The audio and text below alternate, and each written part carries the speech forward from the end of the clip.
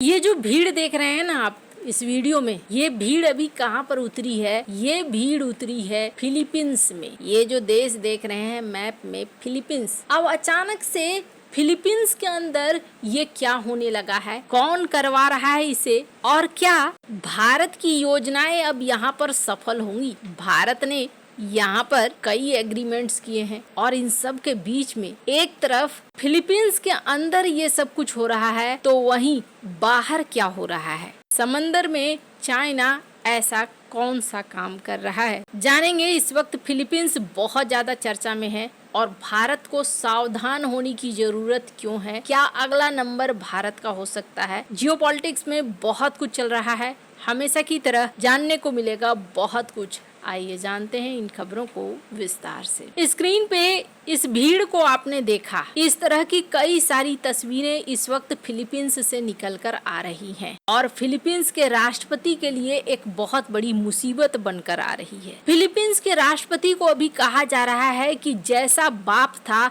वैसा ही ये बेटा है। तो अचानक से क्या हो गया? अभी अगर आप देखें तो फिलीपींस एक बहुत बड़ी समस्या से जूझ रहा है और वो समस्या क्या है? वो समस्या है चाइना के द्वारा बार बार फिलीपींस के क्षेत्रों पर अपना दावा करना। और फिलीपींस में इससे पहले जो सरकार थी वो सरकार थी दुतराते की। दुतराते को माना जाता था चाइना का समर्थक। दुतराते तो कई बार रैलियों में भी ये कह देते थे कि हमें चाइना का प्रांत बन जाना चाहिए, क्या फर्क पड़ता है। दुतराते के समय में चाइना बहुत कंफर्टेबल महसूस करता था, लेकिन उसके बाद मार्कोस जूनियर फर्नांडिस आए और इन्होंने ब्रह्मोस हथियारों को खरीदना शुरू कर दिया। फिलीपींस के साथ भारत का ब्रह्मोस का सौदा हुआ। इसके अलावे भी देखा जा रहा है कि कई हथियारों का सौदा कर रहा है फिलीपींस, जैसे कि इंडियन अंडर वाटर ड्रोन की भी बातचीत चल रही है। अब फिलीपींस धीरे धीरे तैयारियां कर रहा था चाइना से मुकाबला करने का और चाइना ने लगातार फिलीपींस के ऊपर आक्रामक रुख बनाए रखा है। एक बार तो ऐसी परिस्थिति हो गई कि गलवान वाला सीन पैदा हो गया फिलीपींस के साथ। स्क्रीन पर आप कुछ तस्वीरें देख रहे हैं। ये फिलीपींस की नाव है जिसे चाइना के मिलिशिया या चाइना के नौसेना ने घेर लिया और घेरने के बाद ये चाकू वगैरह धारदार हथियार निकाल लिया इन्होंने। ठीक वैसे ही जैसे गलवान में हुआ था वैसे ही ये हिंसक और आक्रामक हो गए थे। हालांकि ये मामला जब बहुत ज्यादा बढ़ा तो भी चाइना ने यही सफाई दी। चाइना ने यही कहा कि हमारे इलाके में वो अपना जहाज लेकर आए थे और अपने वेसल्स को लेकर आए थे, इस वजह से हमने उसे रोका। अगर इस तरह की कार्रवाई होगी तो हम ऐसी ही कार्रवाई करेंगे। यानी चाइना अपनी कार्रवाई को सही जताता है और फिलीपींस को गलत। लेकिन मार्कोस जूनियर के कार्यकाल में ये देखने को मिला कि एक विरोध चाइना को लगातार देखने को मिल रहा है। भारत के साथ नजदीकियां भी देखने को मिल रही है, जैसे कि अभी अमेरिका ने अगर प्रतिबंधों की बौछार करनी शुरू कर दी है, टैरिफ वगैरह की बौछार करनी शुरू कर दी है, तो इसका असर ये देखने को मिल रहा है कि भारत अपने चावल का एक्सपोर्ट फिलीपींस में कर रहा है। साउथ चाइना सी के कई सारे देशों में भारत अब अच्छे संबंधों को बना रहा है। अगर अभी की बात करें तो अभी फिलीपींस और भारत के संबंध काफी अच्छे हैं, लेकिन अब अचानक से फिलीपींस के अंदर ये किस तरीके का विरोध होने लगा है, किस तरीके से लोग उतर रहे हैं, क्यों उतर रहे हैं। कहते हैं ना, परछाई पीछा नहीं छोड़ती है और ऐसा ही सीन इस वक्त हो रहा है मार्कोस जूनियर के साथ। समस्या क्या हुई? जब इनके पिता थे शासन में, ये जो ब्लैक एंड व्हाइट तस्वीरें देख रहे हैं ये मार्कोस सीनियर की तस्वीरें हैं। इनके पिता की अमेरिका के साथ बहुत अच्छी बनती थी। फर्डिनेंड मार्कोस सीनियर, इन्होंने 1965 में सत्ता संभाला और 1965 में सत्ता संभालने के बाद इन्होंने धीरे धीरे एक बड़ा ही कुख्यात काम करना शुरू कर दिया। इनको लगा कि सत्ता का असली मालिक मैं ही हूँ और लंबे समय तक मैं ही रहूंगा,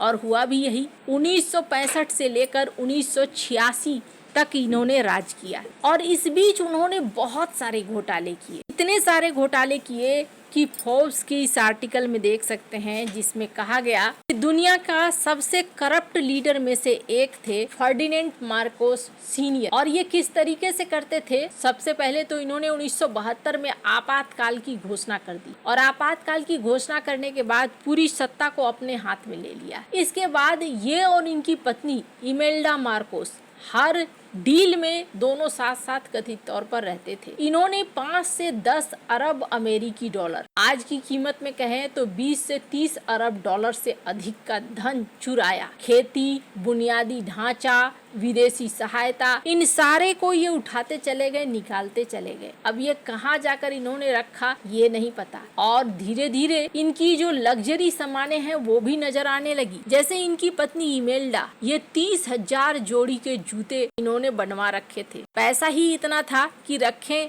क्या करें, उन्हें कुछ समझ में भी नहीं आ रहा था। और ये किस तरीके से घोटाला करते थे, पेपर में दिखला दिया एक परियोजना है, इस परियोजना में इतना खर्चा होगा। जमीन पर वो प्रोजेक्ट कभी नहीं आया, लेकिन सब में पैसे बटे, राष्ट्रपति, अधिकारी और सब ने अपनी अपनी जेबें भरी। इस तरीके से एक लंबा समय तक चलता रहा, लेकिन आखिरकार लोगों का गुस्सा फूटा और 1986 में पीपल पावर रिवॉल्यूशन हुआ। लाखों लोग सड़क पर उतर आए। मार्कोस को सत्ता छोड़ना पड़ा और उन्हें भागना पड़ा अमेरिका। और जब जांच किया गया तो पाया गया कि मार्कोस परिवार ने 500 से अधिक कंपनियों के माध्यम से धन हड़पा। वैसे तो कई संपत्तियां जब्त हुई, लेकिन पूरा पैसा कभी वसूल नहीं हो सका। मार्कोस के मरने के बाद भी उनके ऊपर मुकदमे चलते रहे। ये कहानी तो थी सीनियर मार्कोस की। जूनियर मार्कोस को क्या समस्या है? जूनियर मार्कोस तो लगभग सब कुछ अच्छा ही करते हुए दिख रहे हैं। तो दरअसल इनके कार्यकाल में भी अब कहा जा रहा है कि एक बड़ा भ्रष्टाचार निकलकर सामने आया है। और ये जो भ्रष्टाचार है ये बाढ़, सड़क, इन सब से जुड़े हुए प्रोजेक्टों पर नजर आया है। कहा जा रहा है कि फिलीपींस में बाढ़ कंट्रोल करने के लिए कई प्रोजेक्ट की घोषणा की गई और इस घोषणा में पैसे भी लगाए गए, लेकिन ये घोषणा तक ही रह गया। फिलीपींस की इकोनॉमी से 2 अरब अमेरिकी डॉलर का नुकसान हुआ और ये सारा पैसा 30 सांसदों और कई अधिकारियों के बीच चला गया, आपस में ही बटकर रह गया। अब इसी को लेकर यहाँ पर जो जनता है वो जनता उतरी हुई है। लेकिन एक चीज आप नोटिस करेंगे कि इस पूरी भीड़ में कौन है?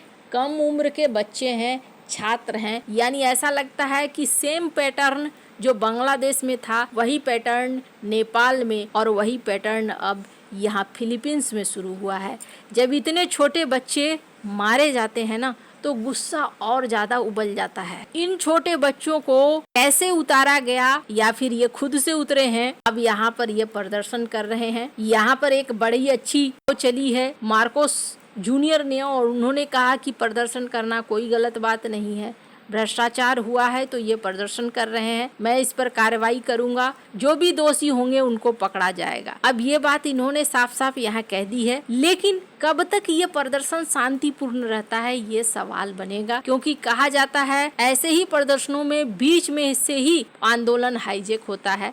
अब देखना होगा फिलीपींस में आगे क्या होता है। हालांकि आपको बता दूं, एक तरफ घर में ये सब कुछ हो रहा है और दूसरी तरफ चाइना ने सोल द्वीप पर इनके युद्धपोतों को पहुंचने से रोकना शुरू कर दिया है। यानी घर में संकट हो रहा है तो इधर दूसरी तरफ चाइना ने दबाव बनाकर अपनी मनमानी भी शुरू कर दी है। आपको क्या लगता है? इन सब मामले में आपकी क्या राय है? कमेंट कर जरूर बताएं। जल्द मिलते हैं अगले वीडियो में नई खबर के साथ।